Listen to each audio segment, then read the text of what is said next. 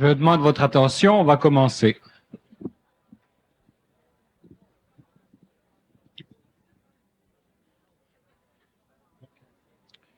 On va commencer si toutefois j'ai un peu d'inspiration. C'est très difficile en plein cœur de l'hiver et avec 3 courbes biorhythmiques à terre complètement dans la cave, en dessous du graphique, de parler. Si seulement je pouvais avoir l'inspiration qui est celle de Bernard de Montréal et me ploguer de façon magique sur mon propre esprit, il n'y aurait pas de problème. Le problème, c'est que mon esprit est jamais là. Ça fait que je suis toujours obligé de vous conter des menteries. Ce soir, je vais faire une exception, je vais vous conter un vrai mensonge. Une fausse vérité, quoi. Esprit, es-tu là? Il est jamais là quand il faut. Cette semaine, je planifiais un voyage à Ottawa. Puis j'étais donc dans mon salon avec mes cartes routières. Puis je me disais donc, tu vas y aller en auto.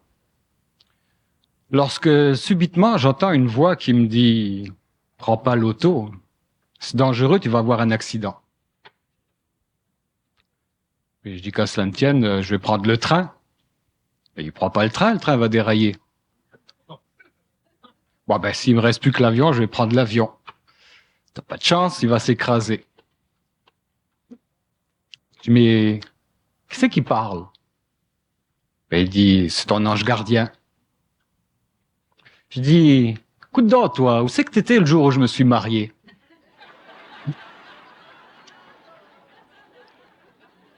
Il me dit, oh là, un instant, j'étais là. Il dit, c'est toi qui m'entendais pas, pourtant j'ai tout tenté pour me manifester. J'ai tout fait pour que ce mariage n'ait pas lieu, pour l'empêcher, parce qu'il faisait pas partie de ton plan de vie, du plan de vie que j'avais prévu pour toi. Mais c'est toi qui m'entendais pas, t'étais branché ailleurs.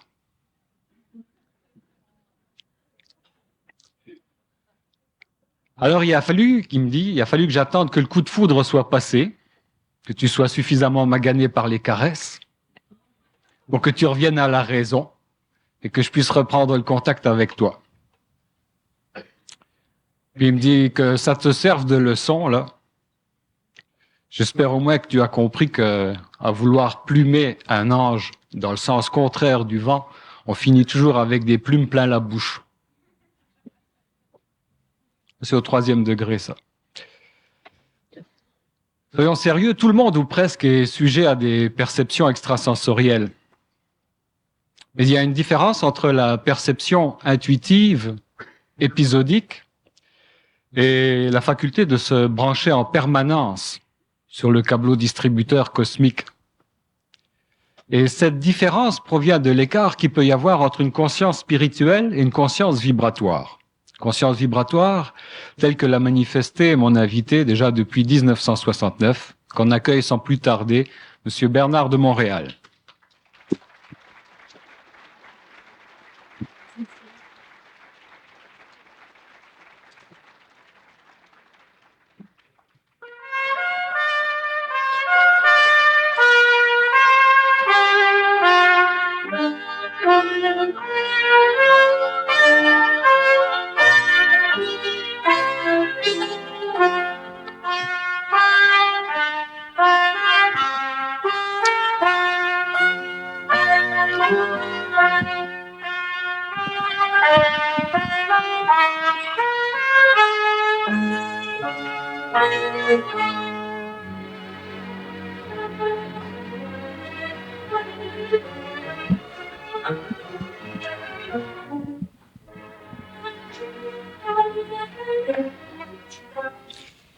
Bernard de Montréal, bonjour.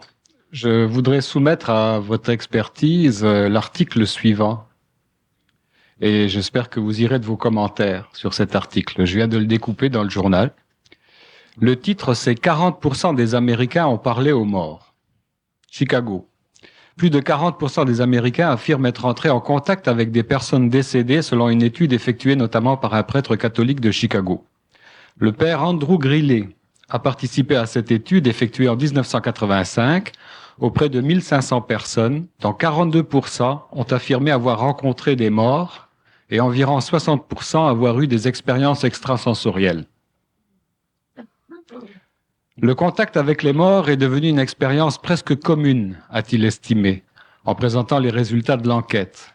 Il a précisé que ces contacts sont souvent rapportés par des personnes âgées de plus de 60 ans et celles approchant les 20 ans. Une étude similaire effectuée en 1972 n'avait recensé que 25% d'Américains déclarant avoir eu une telle expérience. Pour le père Grillet, l'augmentation constatée en 1985 signifie que ce qui était paranormal est maintenant normal. Nous sommes dans un monde plein de choses merveilleuses et de surprises, et la science ne devrait pas être si dogmatique sur ces choses-là, estime le père Grillet. Est-ce que vous-même, vous estimez que nous sommes dans un monde plein de choses merveilleuses et de surprises?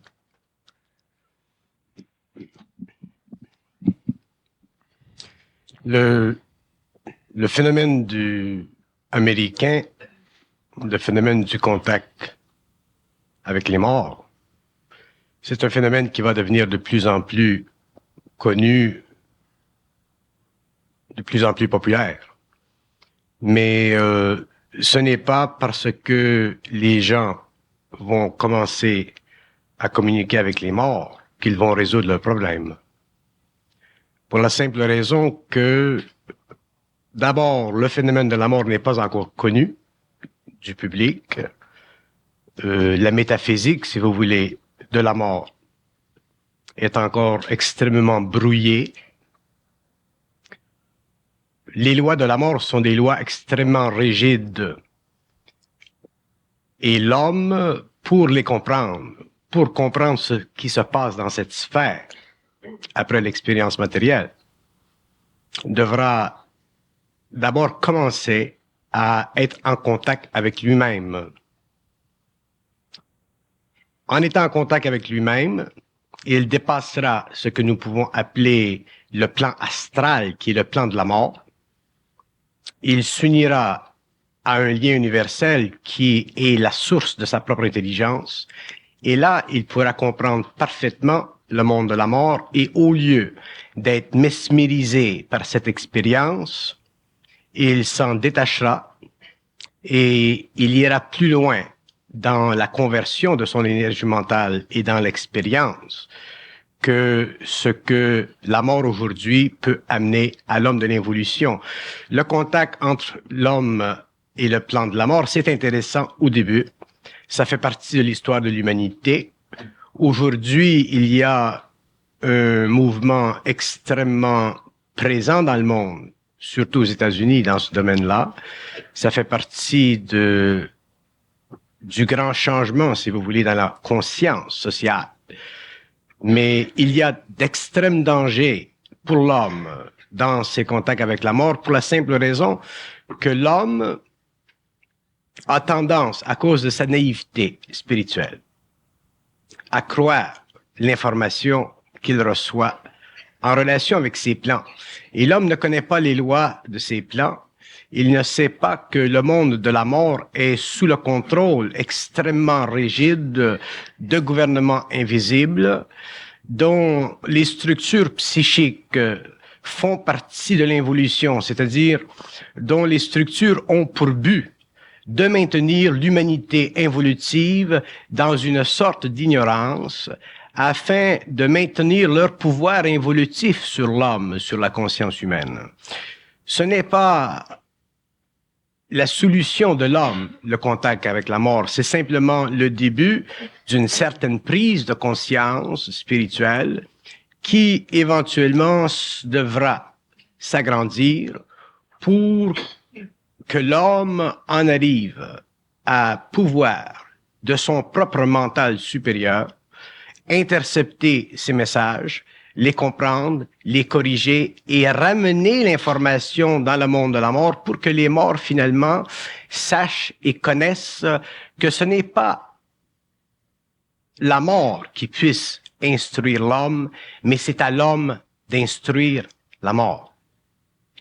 Lorsque vous parlez de la naïveté des hommes, de leur crédulité face à ce contact médiumnique ou psychique, est-ce qu'on peut taxer un homme comme Victor Hugo, qui était un médium et qui contactait de façon spirite le plan des morts, est-ce qu'on peut le taxer de crédule ou de naïf? Où se trouve donc cette naïveté ou cette crédulité en dehors de la culture ou du savoir d'un personnage comme Victor Hugo?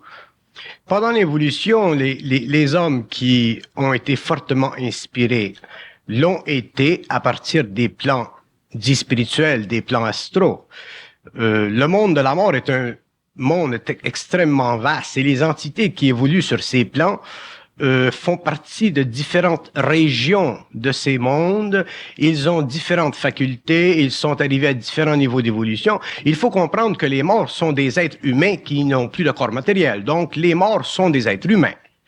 Et il y a des êtres sur le plan matériel qui ont été aidés, inspirés, si vous voulez, à partir du monde de la mort. Mais si nous regardons les connaissances involutives, que ce soit de Hugo ou de n'importe quel écrivain, nous sommes amenés éventuellement à réaliser que la connaissance de l'homme, la connaissance involutive, est une connaissance qui a été conditionnée par l'astral, c'est-à-dire que sous l'influx de l'inspiration, la connaissance humaine a été conditionnée, colorée, et c'est pourquoi aujourd'hui l'homme, même s'il est extrêmement avancé dans la science, n'est pas plus avancé dans la connaissance de lui-même, dans la connaissance des mystères, dans la connaissance de la réalité. Pourquoi? Parce que la mort ne peut pas, selon ses propres lois, donner à l'homme de l'information qui puisse l'amener à une conscience créative, c'est-à-dire à une conscience qui soit le produit de la fusion avec sa propre lumière. Les morts seront obligés, avec l'évolution, de se réincarner dans la matière pour que les hommes fusionnent avec leur propre énergie. Ce n'est pas dans le monde de la mort que la fusion se fera au cours de l'évolution. Il faut que l'homme, que l'esprit ou que l'entité se matérialise, qu'ensuite la fusion se fasse. Une fois que la fusion sera faite, ensuite le corps matériel sera amené à un niveau de vibration supérieur pour que l'homme puisse éventuellement éthériser sa matière.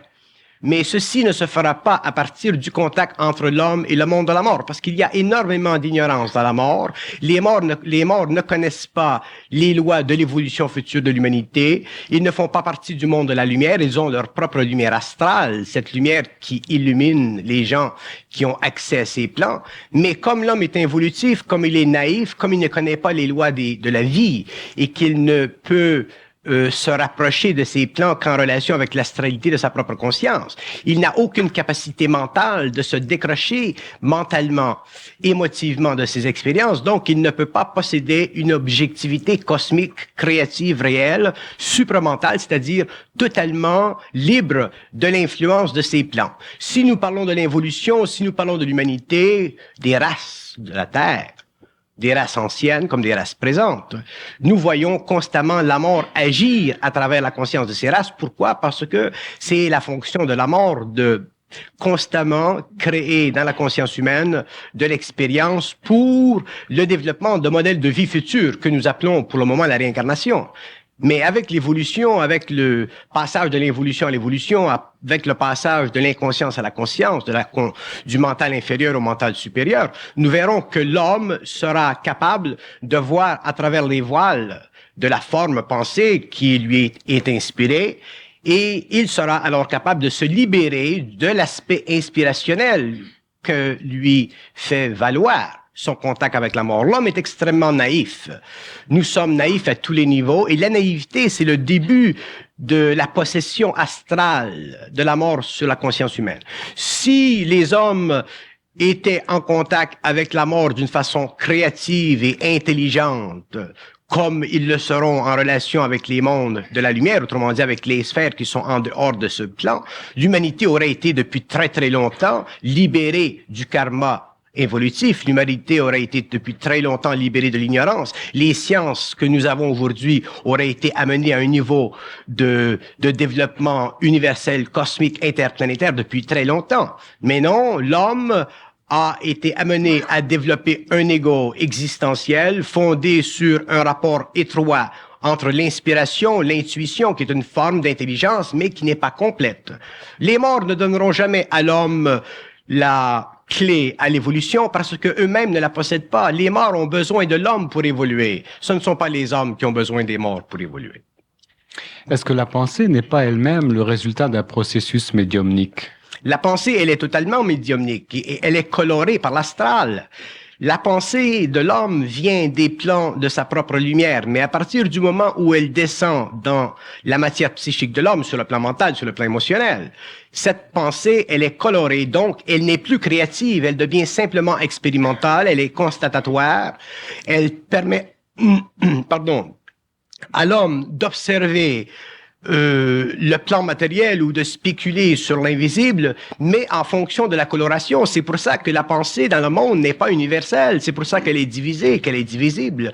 Et ce n'est pas normal, ce n'est pas naturel que la pensée soit divisible. La pensée doit être universelle, elle le sera, mais elle le sera dans la mesure où l'homme se libérera du connu. Et lorsque je dis que l'homme doit se libérer du connu, je dis que l'homme doit se libérer de la connaissance involutive de la Terre, qui est très organisé, si vous voulez, sur le plan de notre expérience, et aussi de la pensée qui est amenée à son mental par intuition ou par expérience médiumnique, pour en arriver éventuellement à vivre d'une conscience mentale supérieure, c'est-à-dire d'une conscience mentale qui est absolue en elle-même, d'une conscience mentale qui n'est pas réfléchissable ou qui ne réfléchit pas, qui n'a pas besoin du support égoïque pour traverser la conscience de l'homme. Donc, si tout le monde pense et si la pensée est un phénomène médiumnique, tout le monde est médium, plus ou moins. Tout le monde est médium. Tout le monde dans la vie fait l'expérience médiumnique à un niveau ou à un autre. Mais tous les gens ne l'acceptent pas, tous les gens ne l'avouent pas, mais tous les gens vous diront que, oui, au cours de leur vie, ils ont eu certaines expériences plus ou moins étranges. Ils ont vécu des pensées qui ne semblaient pas être les siennes. Ils ont vécu des pensées qui, d'une façon ou d'une autre, leur indiquaient qu'il y avait comme un genre de connexion subtile entre peut-être un plan inconscient et leur conscience égoïque. Donc, tous les êtres sont médiumniques, les écrivains, les artistes, le scientifique est médiumnique. Mais les hommes ne réalisent pas que leur médiumnité est enracinée et en relation avec le monde de la mort parce que l'homme, sur le plan matériel, est un mort vivant. L'homme est encore en contact avec l'âme, donc il est en contact avec l'âge de la mémoire, donc il fait partie de la mémoire évolutive. Il ne possède pas de conscience créative, c'est-à-dire d'intelligence capable de se libérer de ce karma, donc de se libérer de l'influence astrale, donc de se libérer du monde de la mort qui l'inspire. Nous sommes des morts vivants. Et lorsque nous mourons, lorsque nous laissons notre corps matériel, nous retournons au monde de la mort et ensuite nous revenons ici. Et c'est un cycle qui dure jusqu'à ce que l'homme passe de l'involution à l'évolution, jusqu'à ce que l'homme passe à l'éthérique, jusqu'à ce que l'homme finalement en arrive à la fusion totale et intégrale de son moi, ce qui le forcera à une totale déspiritualisation de son être, pour l'amener à une totale et intégrale mentalisation de son énergie, afin qu'il puisse finalement en arriver à concevoir le matériel, l'invisible et le méta-invisible comme étant des dimensions faisant partie de l'organisation psychique des mondes, en relation avec lesquelles, avec le temps, il développera une nouvelle science, une nouvelle civilisation, non pas basée sur l'expérience, non pas basée sur le lien karmique avec la mort, mais basée sur sa puissance créative. Bon, il y a différentes spécialisations dans la médiumnité. On parle de clairvoyance et de clairaudience. Est-ce qu'un clairvoyant, ce serait quelqu'un qui aurait l'image et pas le son? Et le clairaudient aurait le son et pas l'image? Est-ce qu'il n'y aurait pas intérêt à s'associer tous les deux pour devenir extra lucide? Oui, mais ça fait partie des canaux qui sont utilisés. Il y a des êtres qui sont plus sensibles à certaines vibrations, d'autres qui sont plus sensibles à d'autres. La différenciation des vibrations crée différentes expériences. Mais ce que nous appelons aujourd'hui la clairaudience ou la clairvoyance sont des aspects astraux de la conscience humaine. Éventuellement, l'homme, effectivement, sera clairaudient, clairvoyant, mais non pas dans le sens que nous connaissons aujourd'hui, non pas dans le sens où l'être sera dirigé, excité dans son psychisme par des entités qui veulent entrer en contact avec lui, mais par sa propre énergie. À ce moment-là, ce ne sera plus de la clairaudience, ce ne sera plus de la clairvoyance, ce sera simplement le pouvoir de l'homme. Ce sera un pouvoir créatif naturel qui permettra à l'homme d'entrer en contact avec d'autres dimensions, qui permettra à l'homme aussi de se lier psychiquement avec des hommes sur le plan matériel, mais non pas en fonction d'une programmation psychique basée sur la relation karmique entre le monde de la mort et le plan matériel. À travers les différentes interviews, quelques centaines d'interviews de médiums, de clairvoyants, de clairaudients, d'extralucides et tout que j'ai pu faire en quelques années, je me suis aperçu qu'il y avait une base commune chez ces gens-là, dans le sens que leur médiumnité était toujours le fruit ou le produit d'une souffrance. Communément, ils avaient tous passé par des états de souffrance très intenses. Et je me demandais si la souffrance n'était pas en fait comme une espèce de décapant qui tomberait sur un meuble recouvert de couches de peinture et de vernis et qui aurait pour effet de faire éclater ces différentes couches que seraient l'ego, la personnalité, les prétentions égoïques, etc., pour atteindre finalement le meuble non peint, son essence. D'où la médiumnité. Est-ce que la souffrance est donc un point commun chez tous ces gens-là qui en arrivent, qui débouchent sur la médiumnité? Ce que vous appelez la souffrance, c'est le fait de la descente de l'énergie dans les corps subtils. Donc, l'homme, à cause de son conditionnement social, à cause de l'organisation psychique de son moi, à cause de sa mémoire, à cause de sa naïveté, si vous voulez, naturelle. Lorsqu'il entre en contact avec cette énergie, il subit une transformation à un niveau. Donc, cette énergie, lorsqu'elle pénètre le plan mental et qu'elle affecte le plan émotionnel, elle crée naturellement de la souffrance et des êtres le vivent même sur le plan matériel.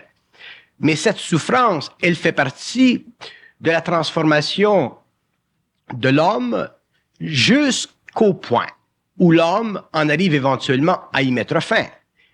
Mais pour que l'homme mette fin à cette souffrance, il faut qu'il soit intelligent. Et il existe une relation entre la souffrance de l'homme sur le plan psychique et sa naïveté spirituelle.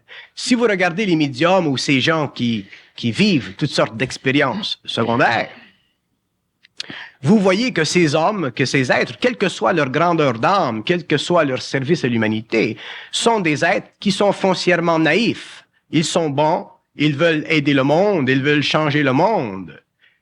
Et ils vivent une vie difficile, ils vivent une vie durant laquelle ils se dévotionnent, si vous voulez, à changer le monde. L'homme ne peut pas changer le monde. C'est l'énergie qui va changer le monde. Ce sont les forces cosmiques descendant vers la Terre dans des conditions extrêmement occultées qui vont changer le monde. L'homme, lorsqu'il grandit en conscience et qu'il prend conscience d'une certaine vibration, il le fait en fonction d'un lien karmique, c'est-à-dire en fonction d'un service à rendre à l'humanité à cause de la nature ou de l'élévation de son âme en évolution. Mais lorsqu'un homme est arrivé à un état de fusion, il n'est plus intéressé à souffrir la vibration pénétrante de sa conscience nouvelle. Et éventuellement, il y met fin. Mais pour qu'il y mette fin, il faut qu'il déspiritualise totalement son mental. Donc, si les médiums vivent une certaine souffrance à un niveau ou à un autre en relation avec cette descente d'énergie, c'est qu'ils n'ont pas encore été capables de contrôler la relation entre cette énergie et leur moi. Autrement dit, ils n'ont pas donné à leur moi l'expansion nécessaire pour la conversion de leur mental et de leur énergie émotionnelle en une dimensionnalité réelle de leur moi supérieur, autrement dit, de leur intégralité. Ils sont coupés, ils sont séparés, ils sont divisés entre une invisibilité qui agit sur eux et que eux servent les yeux fermés. Ce n'est pas normal, ce n'est pas naturel pour l'homme de souffrir. Et si l'homme souffre, c'est parce qu'il y a en lui de l'ignorance. Et naturellement, si l'homme vit de la spiritualité, s'il vit de la médiumnité, cette ignorance peut le garder très longtemps dans la souffrance parce que il ne possède pas le mental suffisamment puissant pour se donner à lui-même l'autorité au-dessus des impressions psychiques qui viennent à son mental. Bon, vous semblez donc dire que la médiumnité ou les perceptions extrasensorielles sont un phénomène involutif jusqu'à ce qu'il y ait suffisamment de discernement. Et à ce moment-là, ça peut devenir un phénomène évolutif. Exactement. C'est ça. Exactement. Bon. Mais qu'est-ce qui va amener le médium ou la personne sujette à ces perceptions extrasensorielles à développer ce discernement? Lorsque la personne qui souffre à cause de son extrasensorialité, en aura ras-le-bol de souffrir, elle commencera à développer du discernement, ce qui l'amènera éventuellement à être extrêmement lucide. Et la lucidité ne fait pas partie, de l'évolution. La lucidité sera le produit de la lutte de l'homme égoïque contre l'astral et elle donnera naissance à l'homme esprit. Pour que l'homme soit lucide, il faut qu'il soit en contact avec lui-même sur les plans supérieurs de l'astral, autrement dit en dehors de l'astral. Donc, il faudra que l'homme soit dans sa propre énergie créative et c'est là qu'il sera lucide. Et naturellement, s'il entre ou s'il veut entrer en contact avec le monde de la mort, il ne sera plus conditionné par ses intelligences, par ses entités. Et au contraire, il créera dans ses plans énormément de tremblements, ce qui amènera naturellement sur la Terre une transformation dans le psychisme des masses humaines. Il y a dernièrement un médium qui a créé tout un émoi au niveau des masses médias. Les masses médias se sont emparés de ce cas où il avait prédit la mort à une personne qui venait le consulter. Et effectivement, à ce moment-là, on va le traiter de charlatan. Mais ce que j'aimerais savoir, c'est est-ce qu'un médium est responsable de l'information qui passe au travers de lui? Un médium devient responsable de l'information qui passe à travers de lui quand il devient intelligent. S'il n'est pas intelligent, à ce moment-là, il ne peut pas concevoir de responsabilité. Donc, celui qui va le consulter est aussi responsable que le médium, dans le sens qu'il accrédite. Exactement. Il se met sous son empire. Il se met sous l'empire de l'astral sans le réaliser. C'est très sérieux de recevoir de l'information médiumnique de cette catégorie et de dire à des gens des choses qui sont fatales. Qui vont les bouleverser. Oui, parce que le médium n'est jamais 100% sûr que la personne va mourir. Ce que l'homme ne comprend pas de l'astral, c'est que le monde de la mort, c'est un monde qui joue constamment avec l'homme. Que l'homme soit inconscient ou que l'homme soit médiumnique, le monde de la mort, c'est un monde qui est basé sur la loi du mensonge cosmique. Et cette loi, elle est intégrale, elle est fondamentale, et n'importe quel être qui est dans son intelligence, qui communique avec le monde de la mort et qui réussit à leur sortir les vers du nez, les force, ces entités, à admettre que leur travail sur leur plan, qu'il soit d'un ordre ou d'un autre, qu'il semble noble ou dégradé, leur travail, dans les plus grandes subtilités de ses conséquences, est un travail qui est basé sur la manipulation et la domination de l'homme. Et un jour, l'homme saura, lorsqu'il sera prêt ou lorsqu'il aura la capacité de communiquer avec ses plans et de leur faire avouer la réalité, l'homme saura que le monde de la mort est contrôlé par ce que vous appelez sur le plan matériel les forces sataniques. Un jour, dans le cours d'une conversation, nous expliquerons ce que veut dire ces gouvernements. Lorsque nous parlons des forces sataniques, nous ne parlons pas des forces sataniques dans le sens involutif, spirituel que l'homme ou que le chrétien ou que l'homme oriental a développé au cours de son évolution naïve. Nous parlons de gouvernements invisibles qui font partie d'autres réalités, qui font partie d'autres niveaux cosmiques et qui influent sur l'évolution des consciences inférieures qui n'ont pas encore atteint un niveau d'intégralité. Et ces mondes sont très puissants et lorsque l'homme retourne à la mort, il est agité. Il est forcé de subir ces mondes et les lois de ces mondes de la même façon que nous, sur la Terre, nous sommes obligés de vivre la gravité. Mais le mort ne peut pas, à cause de l'ambiance de son monde et des lois de son monde, avouer ceci à l'homme. C'est pourquoi les morts n'ont jamais pu donner à l'homme de clés en ce qui concerne le réel.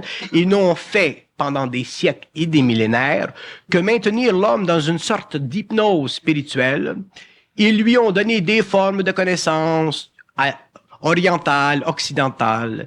Ils ont créé des histoires qui sont à la source d'ailleurs de toutes les sciences occultes et ésotériques.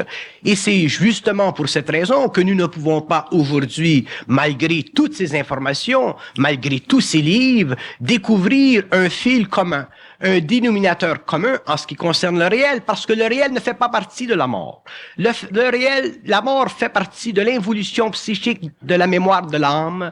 Le monde de la mort fait partie de l'organisation intégrale des forces sataniques à travers les mémoires accumulatives de l'humanité depuis des millénaires.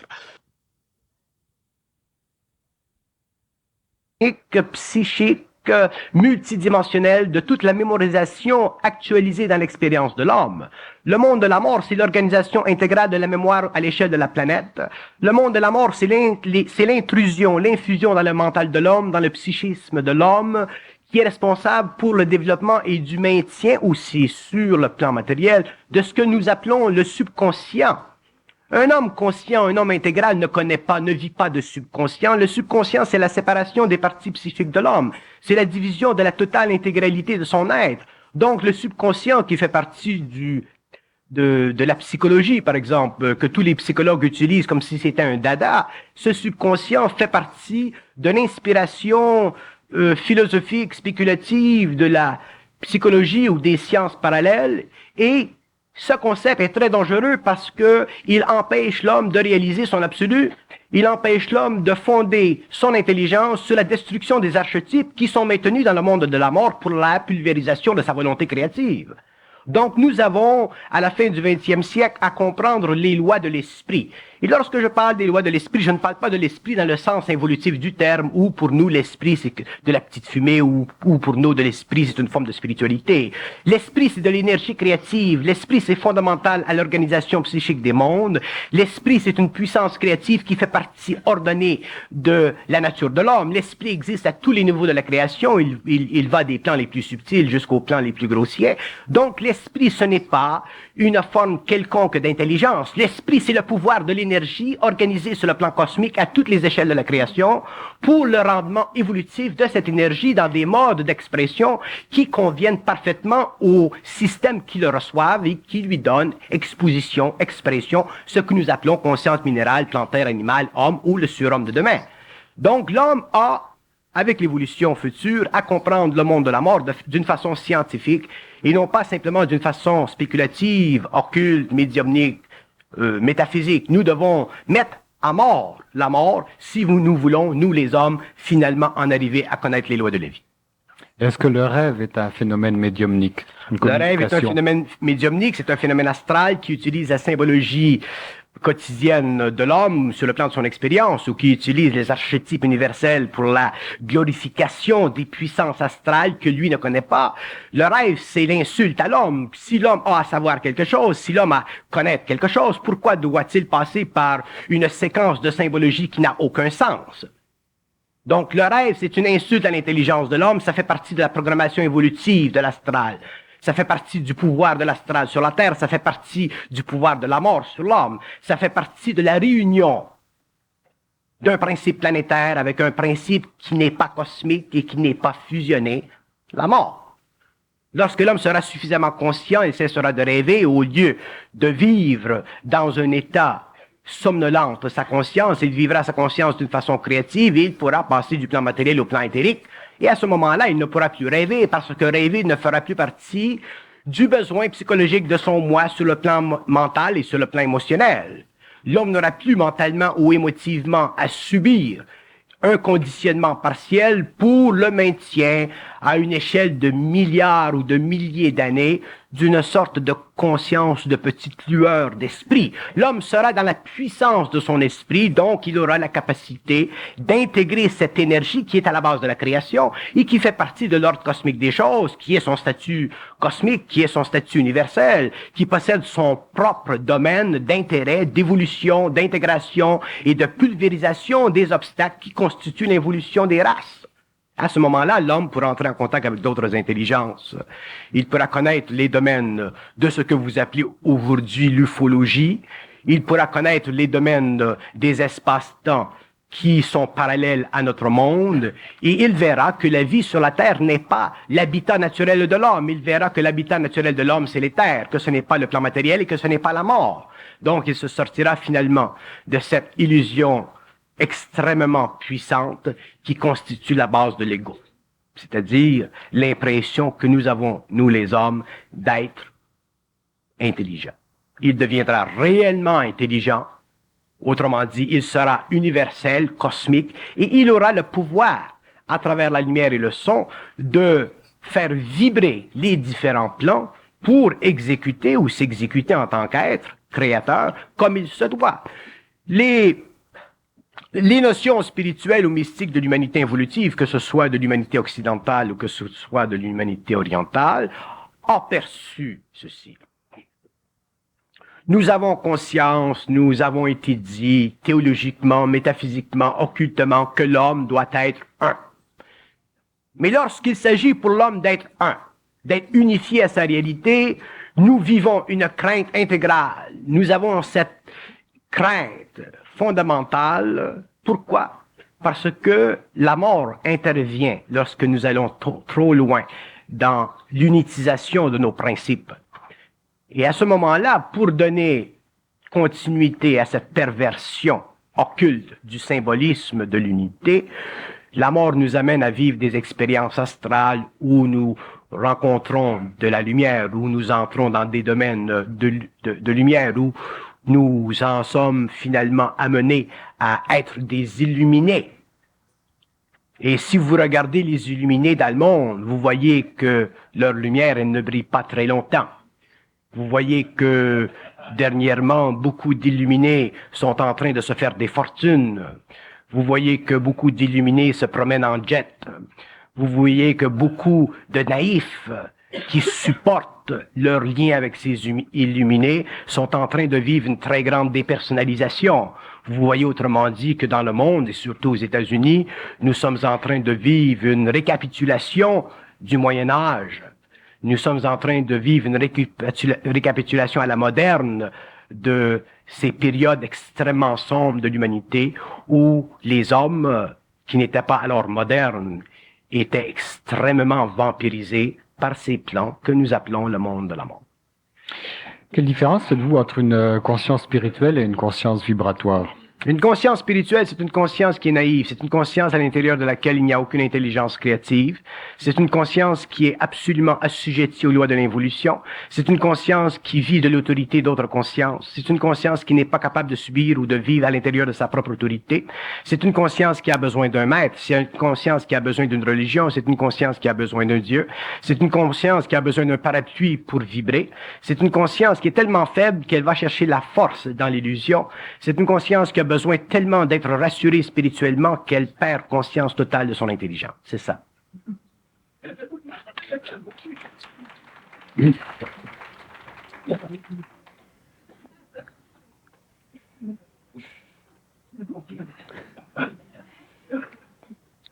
Si, qu'est-ce qui en nous, en fait, a peur de mourir si ce n'est pas la pensée? C'est une très bonne question. Est-ce que ce n'est pas elle qui a construit tous ces mondes-là astraux, le monde astral, ces plans-là? Est-ce que ces mondes-là ont une réalité intrinsèque, là, ou est-ce que c'est une forme de miroitement créé par l'âme ou la pensée, en fait, à laquelle nous nous sommes identifiés? Tous les mondes ont leur niveau de réalité. Et la pensée humaine, tant qu'elle sera astralisable, connaîtra de la crainte. La crainte que vivent les hommes face à la mort, c'est une crainte qui est maintenue par l'astral. C'est une crainte qui sert l'astral. Par le biais de la pensée. Toujours par le biais de la pensée. Parce que dans la mesure où l'homme commence à avoir peur de la mort ou qu'il a peur de la mort, il spiritualise sa conscience. Donc, il développe l'espoir d'aller ce que vous appelez au ciel. Il développe la crainte d'aller en enfer, si nous regardons les anciens. Donc, à partir de ce moment-là, il devient émotivement assujetti à toutes sortes d'impressions subtiles et il devient prisonnier de ses plans.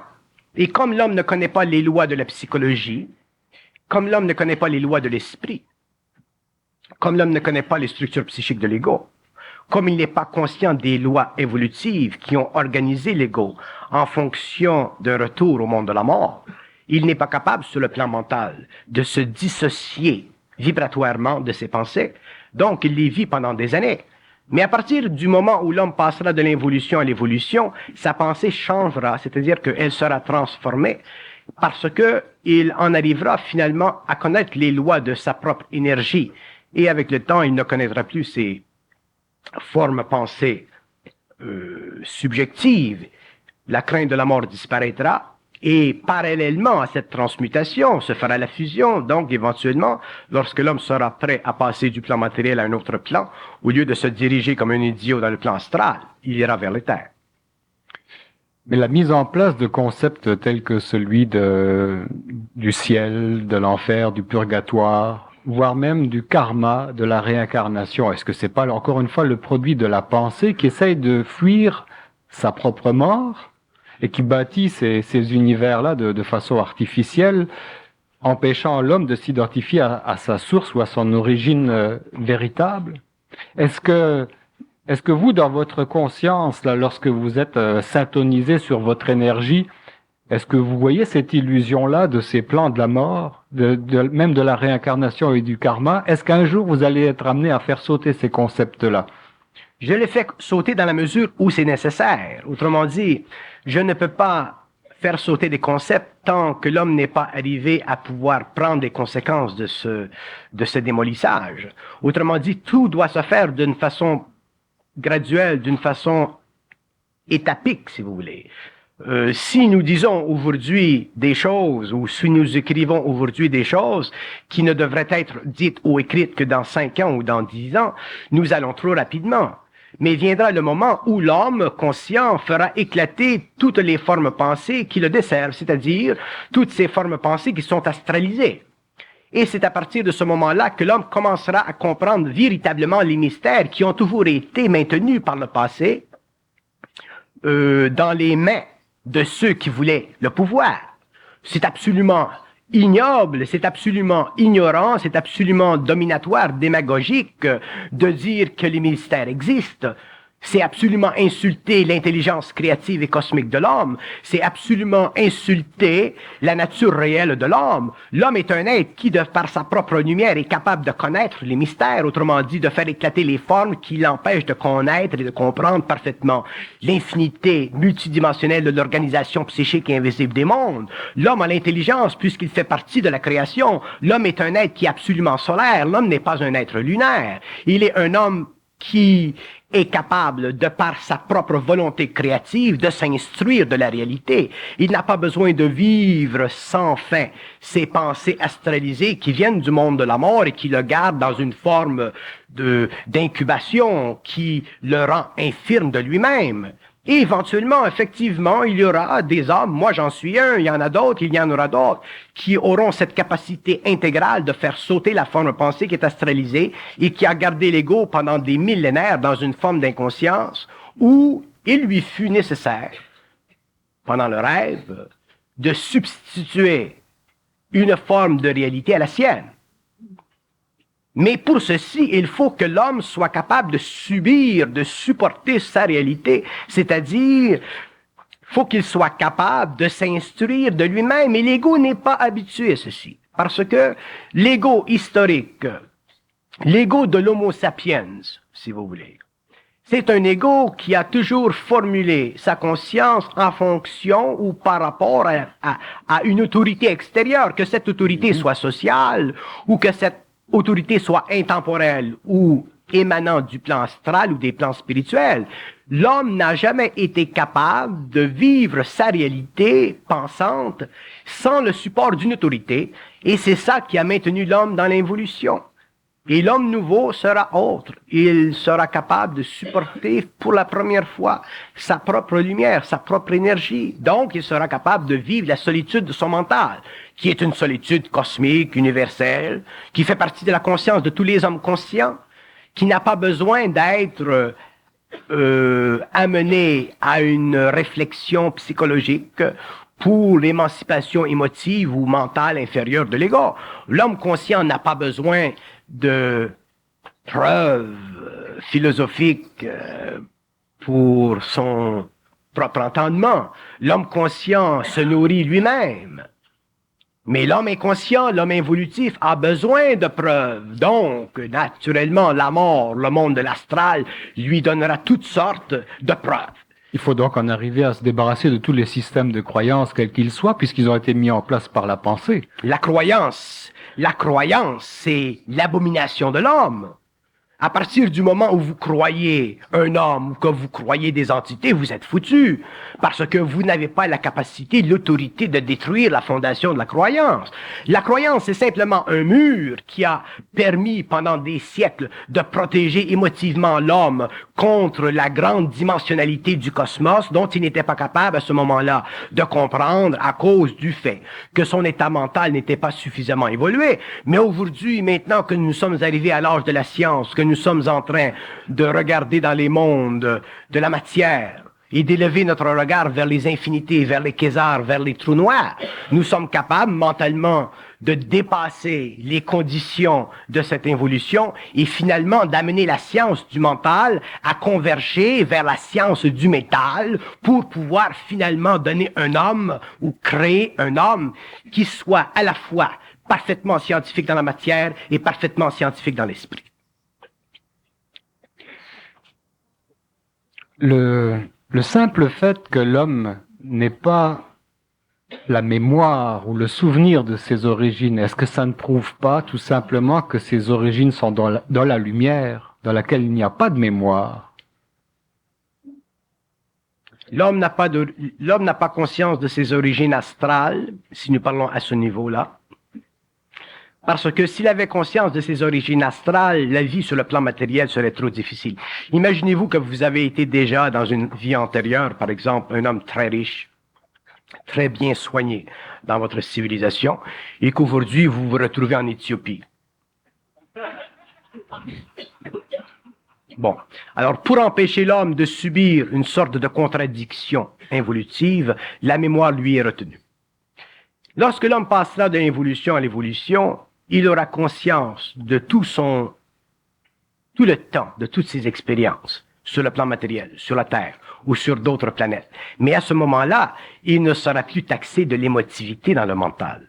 Ce qui fait que l'homme, ne possédant pas la mémoire de ses antécédents, pour lui, pour le moment, c'est une protection. Mais viendra le jour où l'homme n'aura plus à être protégé parce que la transmutation de sa conscience, le développement d'une conscience mentale supérieure, d'une supraconscience, lui permettra de vivre son état émotif à un niveau, son état mental à un autre, et les deux ne se mélangeront pas. À ce moment-là, si pour une raison ou une autre, il sort de son corps matériel et investigue l'aspect éthérique de sa conscience morontielle, il pourra avoir accès à toute cette information, mais lorsqu'il viendra sur le plan matériel, il n'en sera pas débousselé. Mais il faut que l'homme, pour ce, soit capable de supporter le réel, c'est-à-dire soit capable de vivre de son énergie créative sans l'apport subjectif de l'ego. Et c'est ça qui sera difficile. Vous semblez dire à ce moment-là que les origines de l'homme remontent au plan de la mort, mais est-ce que ce n'est pas au plan de la mort qu'elles remontent parce que son énergie au départ a été déviée vers ces plans-là et puis utilisée pour l'édification de ces mondes? Ça ne veut pas dire que sa source se situe au niveau du plan de la mort. Moi je vois, supposons que sa source soit la lumière et que sa lumière passe à travers un prisme et qu'elle se décompose en 7 parties, à ce moment-là on a les 7 plans astraux. On est dans cette illusion-là, on la vit, on la perpétue, mais ça ne veut pas dire que notre origine est dans ce spectre-là de la lumière décomposée. Elle est avant le passage dans le prisme. L'origine de l'homme, l'origine créative de l'homme, autrement dit, à partir du moment où l'homme fut composé par l'esprit de la forme, cette origine se situe dans le monde de la lumière. Pour que cette origine prenne une valeur créative, évolutive, il faut qu'elle passe par des plans inférieurs que nous appelons l'astral. Ces plans inférieurs ont été utilisés et ont servi au développement de la conscience de l'homme à partir des étapes les plus foncières de l'évolution jusqu'à aujourd'hui.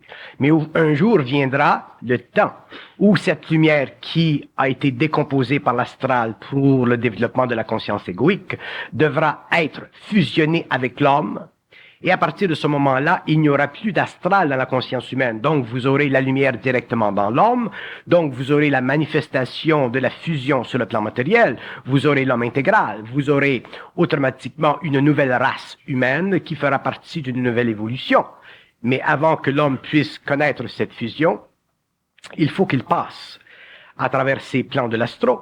Et comment le fera-t-il? Il le fera en réalisant au cours de son évolution les illusions de son mental subjectif, autrement dit les illusions de l'ego, qui l'affectent sur le plan émotif et qui le gardent constamment en lien avec l'astral. Si on regarde le phénomène de la fusion à la lueur de votre propre expérience, et si on le débarrasse de tous ces mystères, est-ce que ce n'est pas, tout simplement, entre guillemets, une identification à la source originelle qui permet cette fusion? La fusion, c'est la descente de l'énergie dans la matière. Donc, la fusion, c'est l'intégral développement de la conscience de l'homme au-delà du conditionnement planétaire de l'âme.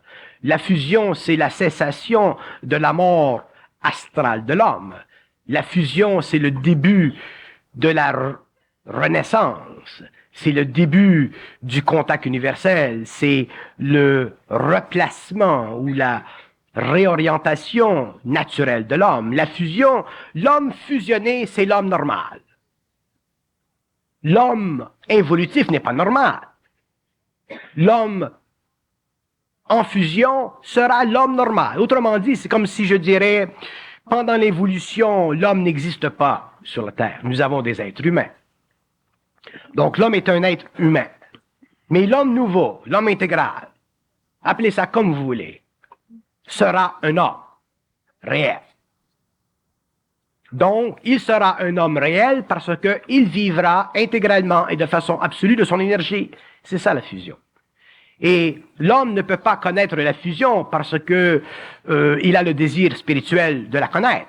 La fusion ne vient pas de l'ego. Vous ne pouvez pas aller au Tibet chercher la fusion et vous ne pouvez pas aller chez Eaton en acheter une livre. La fusion ne se donne pas par les livres. La fusion, ça fait partie de l'évolution intégrale de la conscience de l'homme. Les livres, le Tibet, Eaton, Steinberg, ça fait partie de l'expérience spirituelle de l'homme. Donc l'homme vivra des expériences spirituelles selon sa sensibilité, selon son évolution. Ces expériences l'amèneront éventuellement à connaître, à réaliser les contradictions internes de son ego. Là, il commencera à vivre la fusion. Donc, ces expériences spirituelles, qu'elles soient occidentales ou orientales, sont des expériences nécessaires qui font partie de la magnétisation du corps mental spirituel de l'homme. Mais lorsque l'homme connaîtra la fusion et qu'il commencera à grandir dans cette relation étroite entre lui-même et l'universalité de sa conscience, il saura qu'il est en train de se lier à cette partie monocielle, universelle de lui-même, qui est intégralement son être cosmique, à travers lequel l'aspect matériel agit, ou en relation avec lequel l'aspect matériel agit, jusqu'au moment où l'homme n'aura plus besoin de cet aspect matériel et passera à l'éthérique.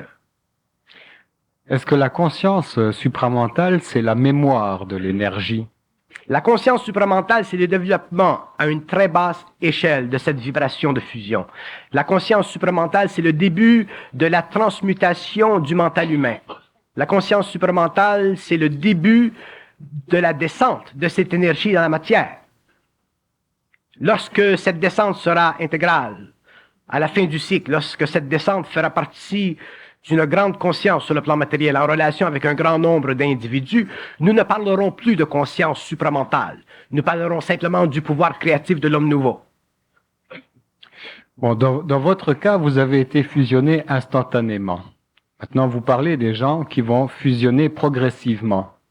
Est-ce que dans une fusion instantanée, on se voit totalement débarrassé de toute mémoire ou de tout attachement au système de croyance, quel qu'il soit, réincarnation, karma, etc., et qu'on les replace ensuite pour expliquer un processus de fusion progressive? Dans la fusion instantanée, nous vivons la dépersonnalisation totale de l'ego involutif. Donc, nous perdons la mémoire subjective de l'âme.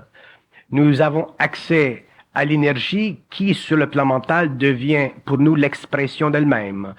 Et pendant les années qui suivent cette fusion, nous vivons l'intégration graduelle de cette énergie. Donc, nous souffrons, si vous voulez, une sorte d'initiation solitaire.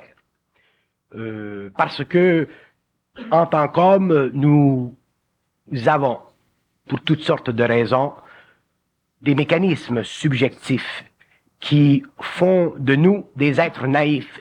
Et avec la transmutation de cette énergie, nous apprenons à la connaître. Nous apprenons à en reconnaître les lois. Et avec le temps, nous nous débarrassons de la spiritualité que fait vibrer en nous cette énergie. Et éventuellement, nous commençons à connaître ce que veut dire le mot intelligence, c'est-à-dire cette faculté créative de l'énergie qui, à travers le mental de l'homme, devient expressive d'elle-même.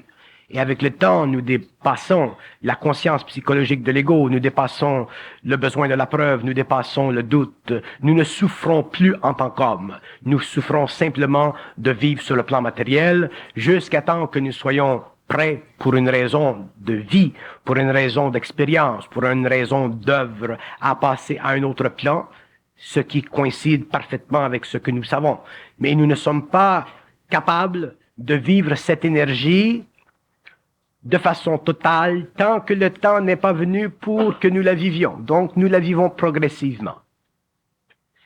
Encore dans votre cas, est-ce que vous vivez une perception extrasensorielle qui n'existe pas actuellement sur le plan communautaire? Je vis l'extrasensoriel d'une façon mentale. Je ne le vis pas d'une façon astrale. Je ne suis pas astral. Pour moi, la perception extrasensorielle, comme vous l'appelez, ça fait partie naturelle de ma conscience, ça fait partie naturelle de ma vie. Je peux aller dans la salle et rencontrer quelqu'un et lui parler de lui, c'est normal. Donc, aussitôt que vous parlez d'extrasensorialité, vous mettez en jeu l'égoïcité de l'homme. Vous mettez en jeu l'orgueil spirituel de l'homme, l'orgueil médiumnique de l'ego. Aussitôt que vous parlez de extrasensorialité, vous parlez dans un sens d'un certain pouvoir. Et ceci est très, je ne dirais pas dangereux, mais ceci est très dangereux. Parce que aussitôt que l'homme prend conscience égoïque de ce que vous appelez l'extrasensorialité, il se prend pour un autre. Au lieu de réaliser que l'extrasensorialité, c'est la perception de cette conscience qui est infinie dans un vase qui est extrêmement limité, mais qui est en harmonie avec elle. Merci infiniment, Bernard de Montréal.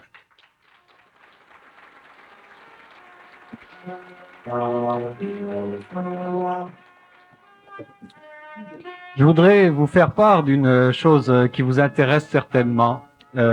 Si vous êtes cinéphile, si vous